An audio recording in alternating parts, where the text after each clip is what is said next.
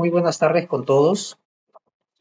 Estamos reunidos para seguir adorando a nuestro Dios y ahora vamos a recibir su palabra proclamada a través de este sermón.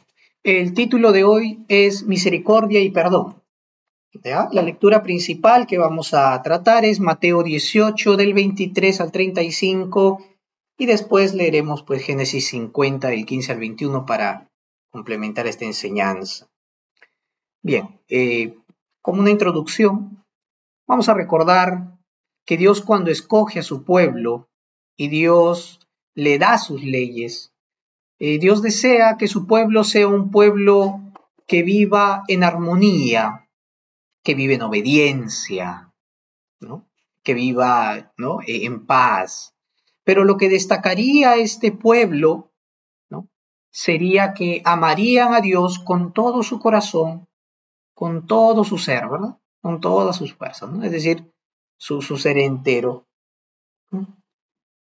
Pero como ustedes sabrán que las relaciones sociales, ¿no? Incluso dentro de la comunidad cristiana, son frágiles y se rompen fácilmente, a no ser por algo que las mantiene unidos.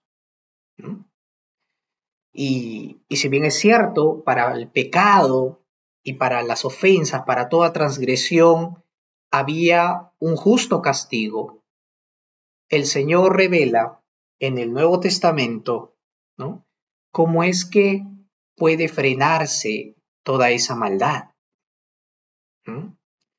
En vez de estar acusándose unos contra otros y generando más y más conflicto, ¿no? Pagando ojo por ojo, ¿no? Como dice la ley, ¿no? Sin embargo, Jesús dijo, no, perdonen. Y esto es algo que uno hay veces se lo toma a la ligera, porque piensa que el perdón es solamente una disculpa, o es algo que tú das porque te han hecho un agravio leve, o incluso el agravio más fuerte necesita compensación, sí, pero es muy difícil llegar a dar el perdón por la ofensa, ¿verdad? Entonces el Señor Jesucristo en el Nuevo Testamento comienza ya a hacer entender a este pueblo cómo es que ellos pueden realmente vivir en el trato de unos con otros, lo que va a garantizar la armonía, lo que los va a llevar incluso a que amen más a Dios, es entender la misericordia y el perdón que han recibido. Lo vamos a ver en la historia de José en Génesis 50. ¿No? Una gran deuda que sus hermanos pensaban que jamás podría ser perdonada, un daño terrible hacia su hermano José. En Mateo 18 vemos cómo es que el Señor Jesús usa las parábolas para enseñar, ¿no? el estándar del reino de Dios y cómo debemos de vivir conforme a ello. Para comenzar, cuando nosotros vamos a las partes de las parábolas, cuando Jesús está enseñando, algunas de ellas quizá el Señor Jesús no las explicó, ¿no? Como hemos visto, la parábola del tesoro, de la perla de gran precio, otras sí las explica, como la del sembrador. Y mucha gente cuando se acerca directamente al texto, tratan de sacar los misterios del Señor Jesús de detrás de sus palabras. Es decir, ven al Señor Jesús y a sus enseñanzas como algo tan místico que no puede ser alcanzado por la sabiduría humana normal. Entonces ellos quieren trascender a una fuerza mística para poder desenterrar ese mensaje oculto que nadie puede acceder excepto solamente algunos, ¿no? Y yo les comento esto porque mucha gente que lee las parábolas dice esto no se entiende, pues, ¿no? Esto quizás solo lo entienden pues las personas espirituales. El Señor Jesús usó las parábolas justamente para que la gente lo entendiera. Y obviamente nos separan muchos siglos de esa cultura. Es por eso que nos cuesta entender estas parábolas, ¿no? Los podemos entender de cierta manera. Y es por eso que el Señor nos ha dado todo su consejo para que a través de la Biblia en sí podamos aprender y gracias al Espíritu Santo también tener más luz de su enseñanza. Les quería decir esto, ¿por qué? Porque en los primeros siglos de la iglesia cristiana surgían movimientos heréticos dentro de la iglesia por malentender la palabra de Dios y también pues ataques de afuera, ¿no? Una de esas doctrinas heréticas era el gnosticismo. El gnosticismo enseñaba que la salvación no estaba en la fe, ¿no? Sino en la verdad detrás de las palabras de Jesús. Entonces, no, tú no te salvas por Jesús o por la fe, no. Cuando halles cuando halles lo oculto detrás del mensaje que Jesús dio, pues hallarás la iluminación y solo encontrando esa iluminación, esa sabiduría, esa verdad oculta, tú vas a poder de alguna manera escapar, ¿no? Escapar y ser salvo, ¿no? de este mundo perverso. Y mucha gente pues piensa así, ¿no? Cuando ve la Biblia y se desanima y no lo lee. Y no están entendiendo, ¿no? A diferencia pues de la obsesión por querer desenterrar lo secreto, lo oculto o saber todo, ¿no? Lo que el Señor Jesús quiso enseñar, el Evangelio no es un mensaje difícil. Es difícil para aquellos que no quieren abrir su corazón y creer en Él. Porque todas las enseñanzas del Señor son para que su pueblo crezca en la gracia y en el conocimiento de Dios. Mateo capítulo 13, versículos del 14 al 15, ¿no? Dice así, ¿no? De la manera que se cumple la profecía de Isaías que dijo, ustedes oirán con sus oídos, pero no entenderán. Verán con sus ojos, pero no percibirán. Porque el corazón de este pueblo se ha endurecido y con dificultad oyen con los oídos y han cerrado sus ojos, no sea que con sus ojos vean y con sus oídos oigan y con su corazón entiendan y se vuelvan a mí y yo los sane. ¿Cuál es la razón principal por la cual la gente les costaba entender o creer en el Señor Jesús o entender sus palabras? El versículo 15, el corazón de este pueblo es un corazón endurecido. Un corazón que no se rehúsa a creer. Por eso con dificultad oyen, viendo no creen y no pueden volverse a Dios para que sean sanados. Esa es la gran dificultad. Entonces, si la gente se acerca al Señor Jesús, a sus parábolas, a sus enseñanzas, sin fe, pierde el tiempo. Lo va a tener como un libro de texto.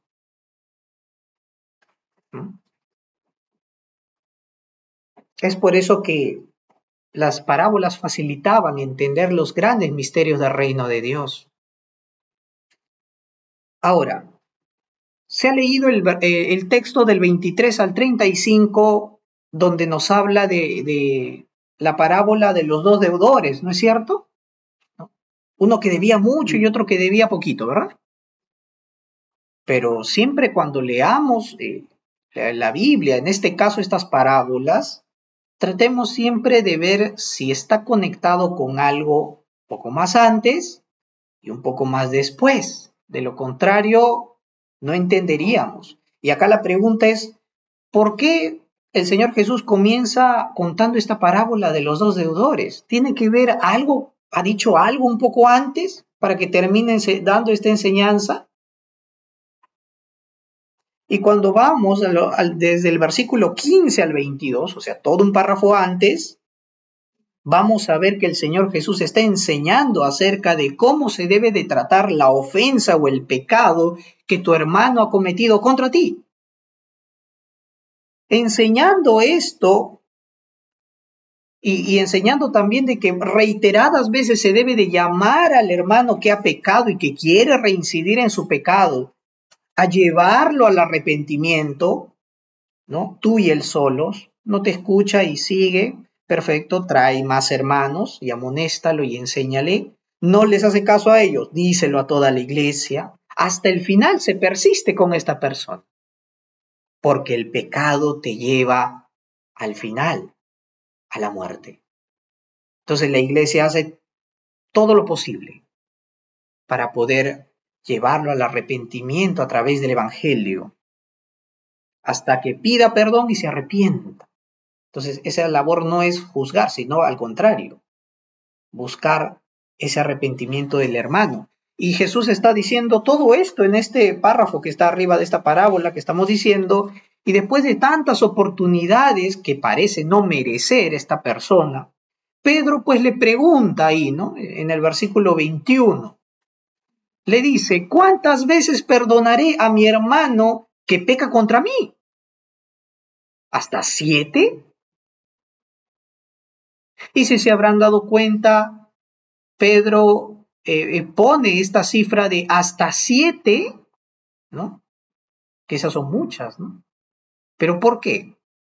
Porque en aquellos días los rabinos, cuando discutían también acerca de estos temas, cuántas veces se debe de perdonar al que te ofende, muchos de ellos decían, bueno, nosotros decimos que hasta máximo 3 veces.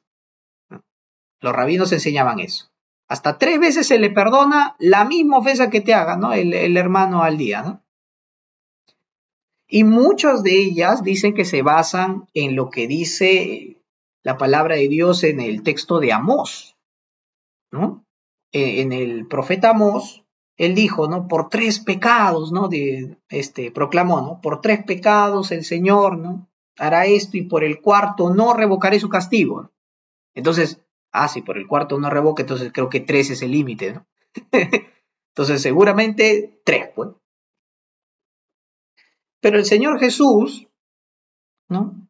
No le dice, ¿no? Hasta 3. Y Pedro propone 7, ¿no? Ya, incluso más, ¿no? Mira, estoy siendo demasiado bueno al decir que puedo perdonar hasta 7. Que tu hermano te siga ofendiendo 7 veces en un mismo día, incluso. Puede ser una persona muy piadosa y generosa por dar tan gran oportunidad. ¿Quién podría perdonar incluso hasta 7 una muy buena persona? Porque yo me conozco, yo conozco mi orgullo, yo sé cómo es mi carácter, yo no aguantaría todos los días, quizá un día te perdono 7 veces, pero al día siguiente me agarras de mal humor y en una nomás, ya no te aguanto. ¿Mm? Así es el corazón del hombre. El Señor Jesús le dice, yo no te digo que hasta 7, sino que hasta 70 veces 7. Nosotros tenemos mucho en cuenta los números para el dinero y para los favores, ¿no? que tú haces o los favores que te realizan, pero tienes en cuenta los números, eso está bien marcado, te puedes olvidar muchas cosas, pero estos favores y el dinero, eso sí lo tienes bien claro. Pero si hay algo que el cristiano debe de dejar de llevar la cuenta es en el perdón. El Señor Jesucristo le responde a Pedro diciéndole 70 veces 7, porque es una referencia a no ponerle límite al perdón. Perdona a tu hermano sin tener en cuenta el número. ¿Cómo se diría eso? Y esto nos lleva a una palabrita. Ten misericordia. El corazón del hombre terrenal no conoce el perdón de Dios. No conoce lo que es la misericordia del reino de Dios. Solo sabe odiar, vengarse, ser insensible, ¿no? Pero el Señor trae esta enseñanza del reino que es ajena porque tenemos un corazón caído y a través de esta maravillosa parábola nos lo enseña. Y comienza a contar diciéndoles, había un rey que decide un día hacer cuentas con sus siervos. Este rey dice, yo quiero, ¿no?, tener las cuentas claras, con mis siervos. Voy a llamar a los que me deben. Perfecto. Y llama pues a uno de sus siervos, ¿no? Y la deuda que este siervo tenía con su rey, con su señor, era de 10.000 talentos. Si ustedes buscan otras versiones bíblicas, van a poder entender un poquito más. En la Reina Valera contemporánea dice miles de millones. En plata de millones. En otras versiones dice mucho, ¿no? Más de mucho dinero. Ahora hay que entender esto, ¿no? Porque un trabajador tendría que trabajar miles de años para pagar esta deuda. 10.000 talentos excedía por mucho a lo que obtenía la provincia, varias provincias de Judea. Era por mucho. Entonces imagínate tener una deuda de más de un país, ¿no? Un PBI, ¿no? Y no poder pagarlo. Es imposible pagar este monto. Pero esta era la deuda que tenía este siervo con su rey. Y en aquellos tiempos, porque en esos tiempos se regía un sistema esclavista, que se hacía muchas veces para cancelar o recuperar algo de la deuda, ¿no? Para ti, entonces tú podías, ¿no? Lo denunciabas y se vendía automáticamente al deudor como un esclavo a ellos y a su familia para pagar la deuda, para que recuperes algo de tu monto. Pero ni aun vendiéndolos a ellos y a su familia, este rey recuperaría estos millones. ¿No? Y lo que me sorprende aquí es que este siervo deudor conoce su estado financiero.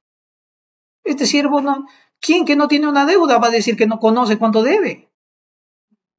Dice, y este siervo deudor sabe que su estado financiero es cero, ¿no? No tiene con qué pagar, no tiene quien le preste, no tiene quien le ayude, nadie va a quererse meter en una gran deuda. Este siervo va a su rey y le suplica en ese momento, ¿no? Que está haciendo las cuentas, tenme paciencia y te lo pagaré todo. Esta es la condición espiritual de la humanidad caída, ¿no? Impotente y mentirosa. Dígame, ¿por qué le está diciendo tenme paciencia y te lo pagaré si sabe que no lo puede pagar?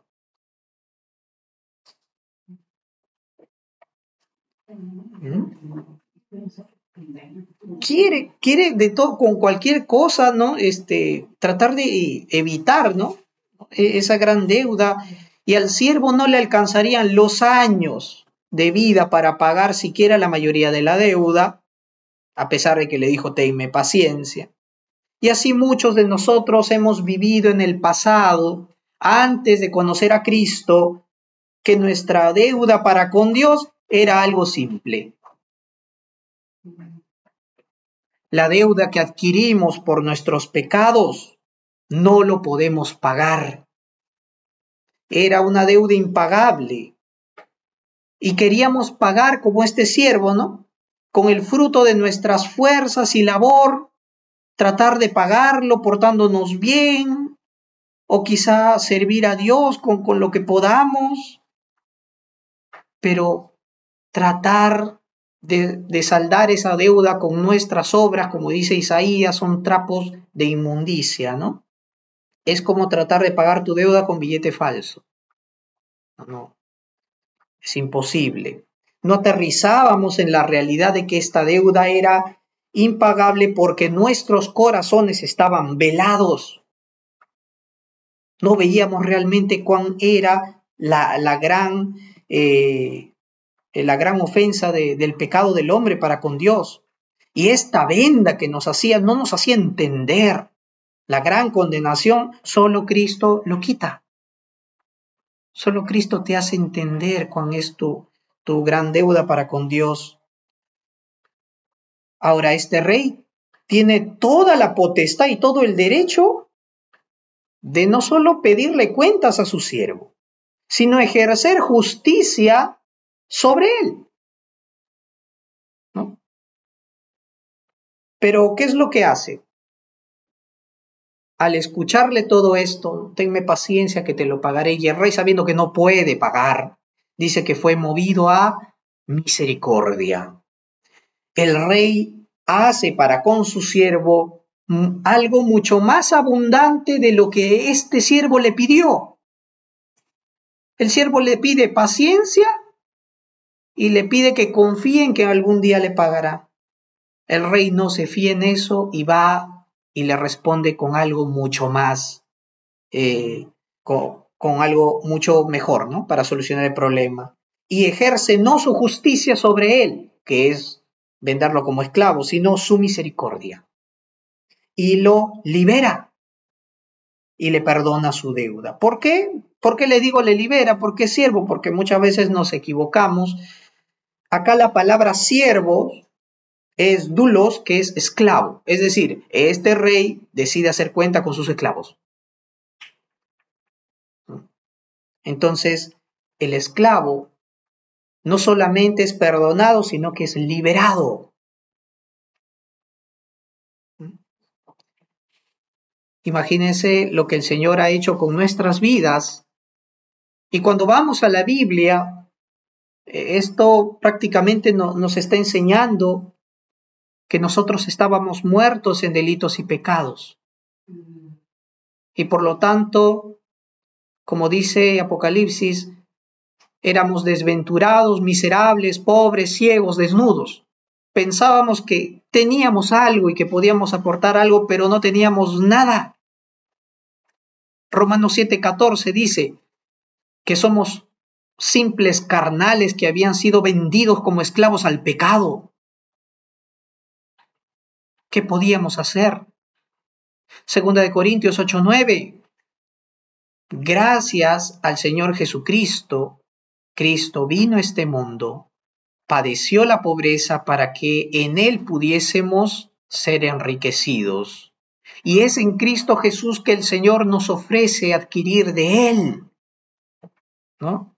El perdón y sus riquezas en gracia. Isaías 55:1, a los sedientos, venid a las aguas, a los que no tienen dinero, vengan y comprad y comed, venid, comprad sin dinero y sin precio.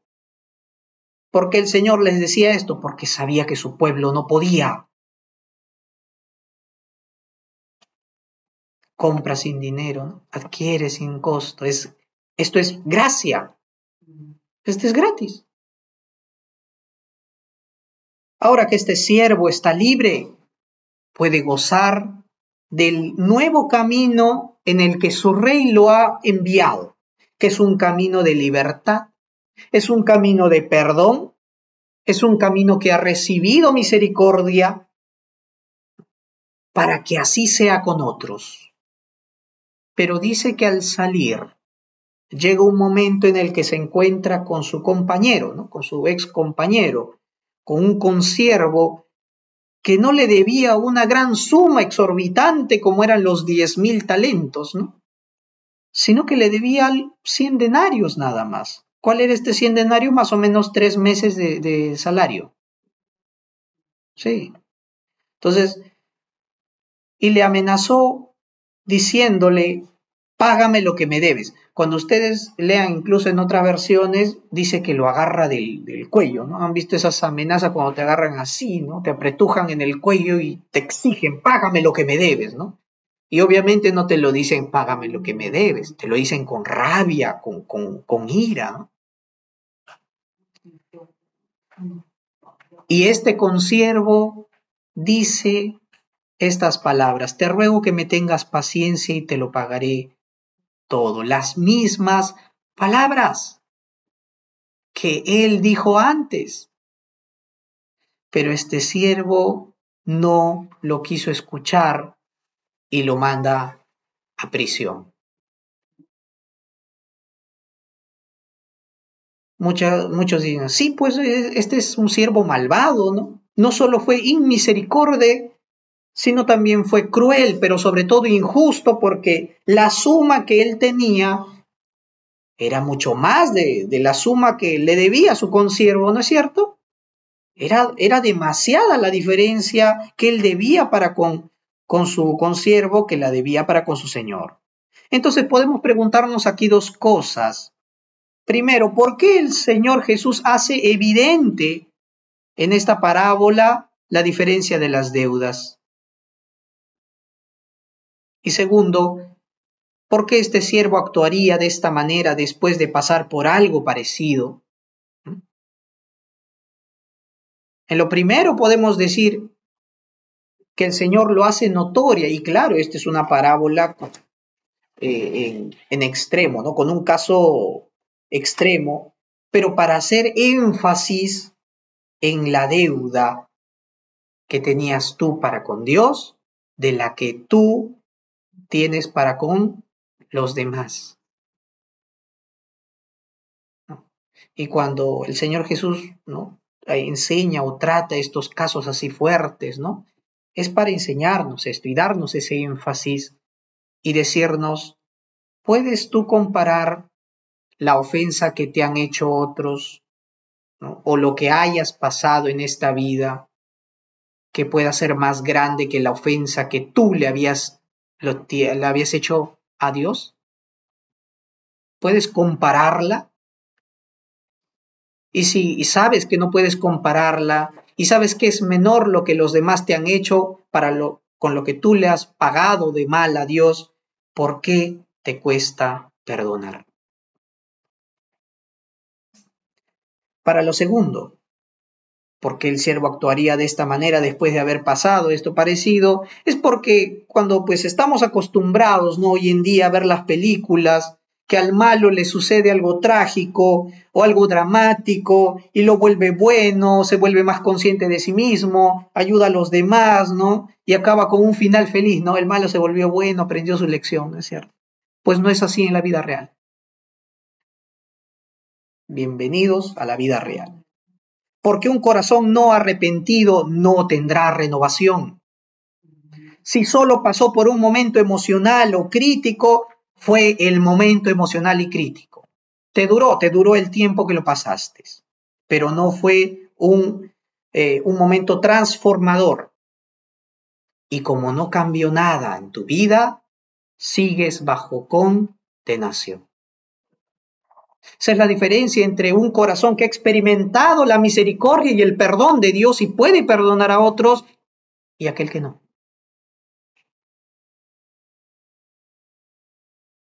Lucas capítulo 6, 37 dice, no juzguéis, no seréis juzgados, no condenéis, no seréis condenados, perdonad y seréis perdonados. Incluso el Señor Jesús enseñó a orar, ¿no es cierto? Y en la oración está, ¿no? Señor, venga tu reino. Y cuando le pedimos al Señor, venga tu reino, le estamos pidiendo justamente lo que dice la parábola, que el rey venga y te llame a hacer cuentas delante de él. O sea, todo este tiempo no has sabido lo que has estado orando. Señor, ven para hacer cuentas conmigo. Eso se está orando cuando dice, venga tu reino. ¿Quieres seguir orando así? ¿No? Hay quien dice amén, ¿no? Amén, ¿no? Queremos anhelamos ese día, ¿no?, de estar ante su presencia, ¿no? Porque sabemos que toda deuda ha sido pagada gracias a nuestro Señor, cancelado por gracia, y que hemos vivido en esta vida también haciendo lo mismo que Él, perdonando. Pero aquellos que no, bueno, ellos sí, jamás, ¿no? Jamás desean ver ese día. Y más abajo de la oración del Padre Nuestro dice, perdónanos nuestras ofensas, como también nosotros perdonamos a los que nos ofenden. En otro texto dice, ¿no?, perdónanos nuestras deudas, como nosotros perdonamos a nuestros deudores. Y no necesariamente habla de plata, porque cuando decimos deuda, se nos viene primero dinero, ¿no? No. Dios no tiene el problema con el tema del dinero. Dios tiene el problema es para con tu corazón. Es un corazón ¿Que perdona o no perdona?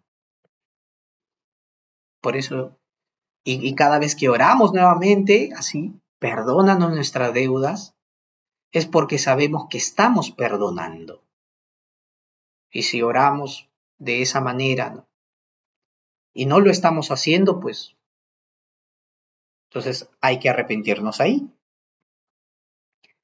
La parábola dice que los consiervos, al ver esto, al ver lo que había ocurrido, este esclavo que había sido liberado, perdonado, no se lo merece porque sabemos cómo es, arremete contra el consiervo que le debe y lo lleva a la prisión. ¿Cómo es posible esto? Dice que los consiervos que ven esto se entristecieron mucho. Ahora yo les pregunto, para un siervo, para un esclavo, ¿qué le dolió más? ¿Le dolió más ver la injusticia que había pasado ese siervo o la ofensa que eso representaba hacia su amo?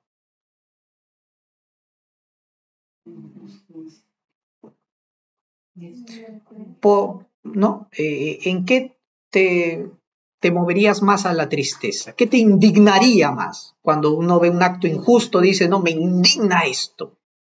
A él le perdonaron, pero él no tuvo piedad del otro. ¿No? Injusticia. Y yo pienso que lo que más les ofendió y les dio tristeza a estos consiervos no fue lo que hizo este malvado siervo a su consiervo. ¿Por qué? Porque tenía todo el derecho de hacerlo. Pero le debían. Y claro, tenía la opción también de perdonar, ¿no? Pero la ofensa hacia la gratitud de su señor era lo que más trajo tristeza. ¿Quién de nosotros no se pone triste o se siente mal cuando un hermano, ¿no?, o cuando un hermano en Cristo menosprecia lo que el Señor le ofrece? Claro, o se aparta de Dios, no quiere orar, no quiere leer la Biblia, no quiere congregar. Y uno piensa, uno no se pone triste, uy, el hermano no vino, ¿no?, el desplante para mí, no. Uy, el hermano no quiere leer la Biblia, ¿no? No, el hermano, qué pena que nuestro Señor nos haya dado su palabra revelada, que haya pagado con sangre nuestra salvación y que el hermano pague así. Y debemos de tener ese corazón, ¿no?, la ofensa para con nuestro Señor, y no buscar pues al hermano para hacerle líos, ¿no?, sino buscarlo para justamente hacer lo que el Señor Jesús comenzó diciendo, llevarlo al arrepentimiento, al perdón, ¿no?, con la palabra. Si un siervo, un esclavo, pues tiene este tipo de rey que no solamente es justo, sino también misericordioso, ¿cómo no va a vivir feliz? Es por eso que, imagínense, ¿no?, un rey justo que tiene riqueza y que a pesar de la gran deuda que le debían, pues él perdona. ¿Qué siervo no estaría gozoso con ese señor? Volviendo a la lectura, el rey llama a este siervo malvado, habiéndose enterado de lo que ha hecho, y le dice pues esto, ¿no? ¿No debías tú también tener misericordia con tu consiervo como yo tuve misericordia de ti? Entonces notamos acá algo claro. Lo que yo hice en ti, ¿por qué no lo hiciste para con los demás? Con gran ira, con gran enojo, este rey lo entrega a los verdugos, ¿no? Otras versiones van a ver que dice a los atormentadores, los torturadores. Y cuando leemos Apocalipsis 18:7 dice, cuando ella se ha glorificado y ha vivido en deleites, tanto dadle de tormento y llanto, porque dice en su corazón, yo no estoy sentada como reina y no soy viuda, no veré llanto, por lo cual en un solo día vendrán sus plagas, muerte, llanto y hambre, y será quemada con fuego, porque poderoso es Dios el Señor, que la juzga. Está hablando del día del juicio. Y esto es lo que va a ocurrir en el día del juicio, hermanos. A todos, cada uno, vamos a tener nuestro turno delante de Dios. Y espero que jamás el Señor les diga: ¿no debías tú de tener misericordia con tu hermano como yo lo tuve para contigo? Porque ya saben lo que sigue, ¿no? Somos deudores, hermanos. Una deuda infinita. Una deuda que la única forma de saldarla sería el sacrificio del mismo Hijo de Dios. Por eso en Primera de Pedro dice que fuimos redimidos, comprados, perdonados, no con cosas como oro y plata, sino por la sangre preciosa de Jesucristo, como un cordero sin mancha y sin contaminación. Es algo es algo que realmente satisfizo la ira de Dios. Era una deuda que se pagó en la cruz, a la cual nosotros accedemos a ese pago, nos lo hacemos acreedores por la fe en Jesucristo. ¿Qué derecho entonces tenemos para aferrarnos a la falta de perdón? Es algo que hay que pensar siempre, ¿no? Este pelea, este problema es realmente, ¿no?, válido para que yo no perdone. Entonces en ese momento recuerda tu deuda para con Dios y compáralo, pues. Vamos ahora a Génesis capítulo 50. Quiero que abran sus Biblias en Génesis 50. Vamos a los versículos desde el 15 hasta el 21. Nos dice: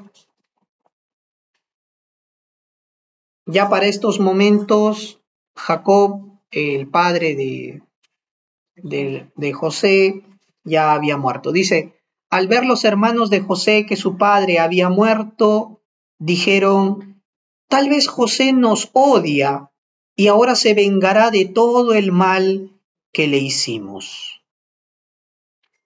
Ahora, ¿sabemos cuál fue el gran mal que le hicieron?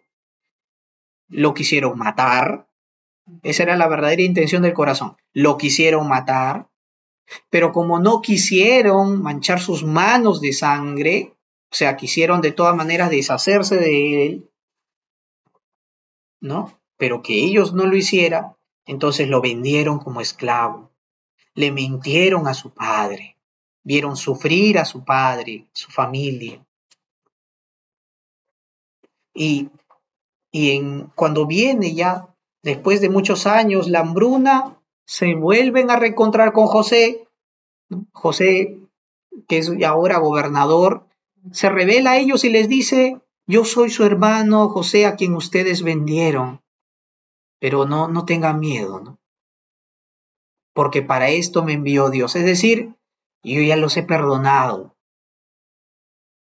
Les dio regalos, les dio nuevas túnicas, los envió, trajo a toda su familia para sustentarlos en Egipto y que no les faltara nada a ellos, a todos sus descendientes.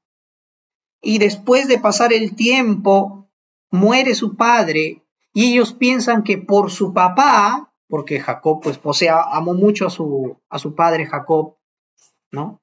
Pero ellos pensaron: José está armonioso, bueno con nosotros, pero puede que lo profundo de su corazón solamente haya esperado hasta que nuestro padre muera para ya no causarle más dolor y ahí cobrar su venganza.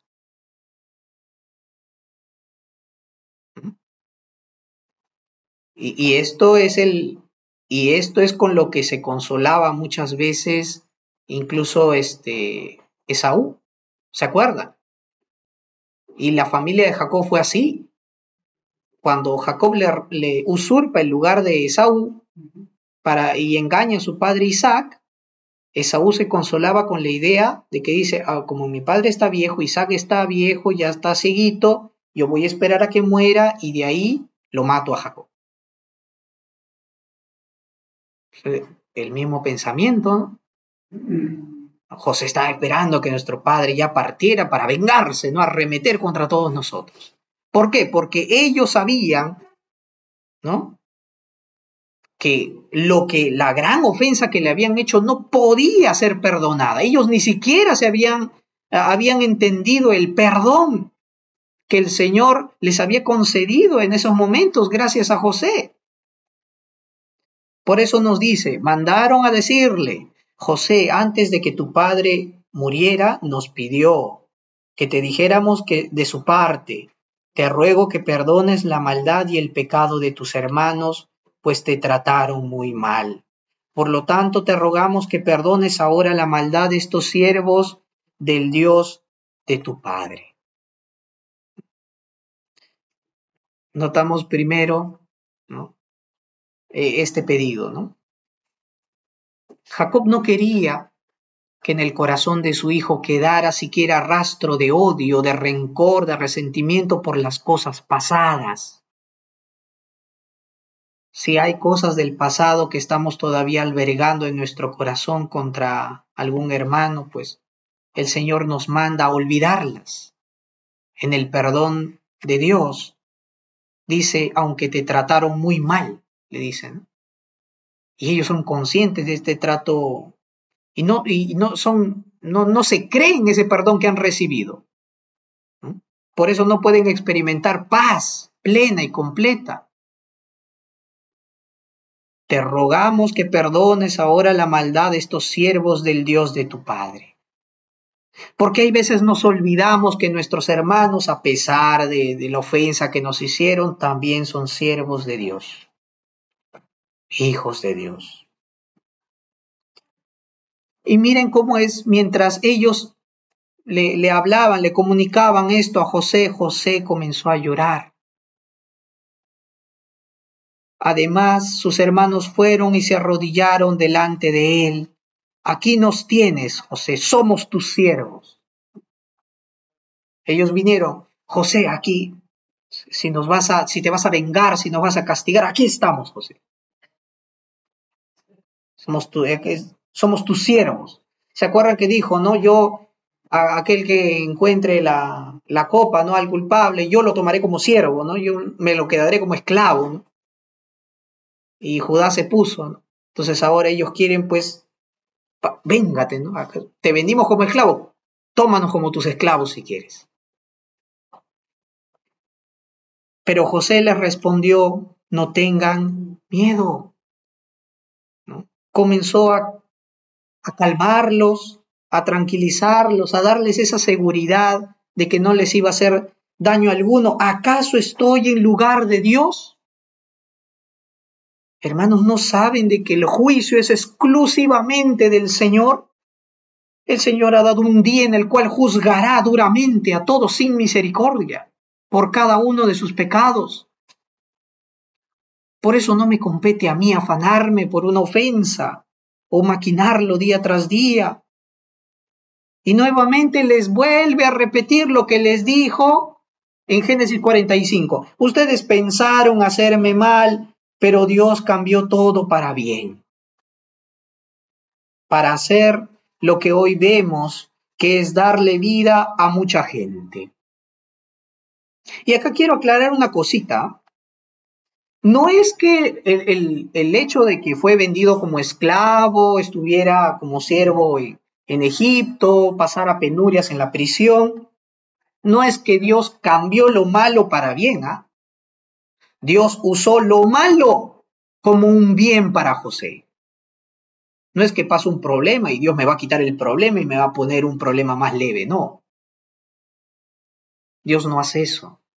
Dios obra en lo que aparentemente es malo para nuestro bien. Versículo 21, así que no tengan miedo, yo les daré de comer a ustedes y a sus hijos, yo seguiré cuidándolos, lo que debe hacer un primogénito, un hermano mayor, yo los seguiré cuidando. Y esto nos revela un corazón que ama, un corazón que perdona, un corazón que ha tenido misericordia, que ha olvidado las ofensas pasadas. Por eso cuando el Señor Jesús ¿no? Nos ha perdonado, inmediatamente se nos viene lo que dijo Pablo, ¿no? Las cosas viejas pasaron, he aquí todas son hechas nuevas, porque es un borrón y cuenta nueva en Cristo Jesús. Dice, así los consoló, pues les habló con mucho cariño. Uno hablaría duramente, ¿no? Cuando hay veces te tocan cosas del pasado que te incomodan, te pones serio y dices, no, sabes que yo ya te perdoné ya. ¿No? Porque aún te afecta. Claro, ¿no? Nos puede afectar, hay heridas, cosas, ¿no? Que nos pueden quedar ahí, ¿no? Y respondemos con dureza, ¿no?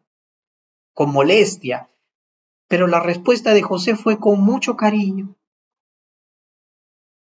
Lo dijo sus mismas palabras, indirectamente lo dijo sus lágrimas, ¿no? Y su consuelo.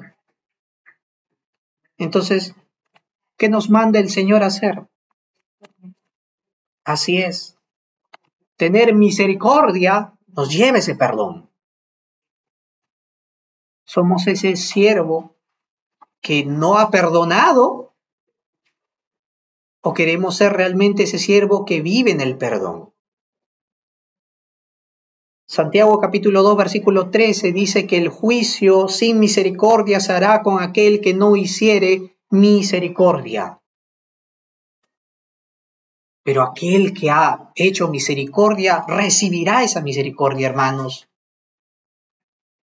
Qué misericordia tan grande es el del Señor de darnos lo que no merecíamos, pues, ¿no?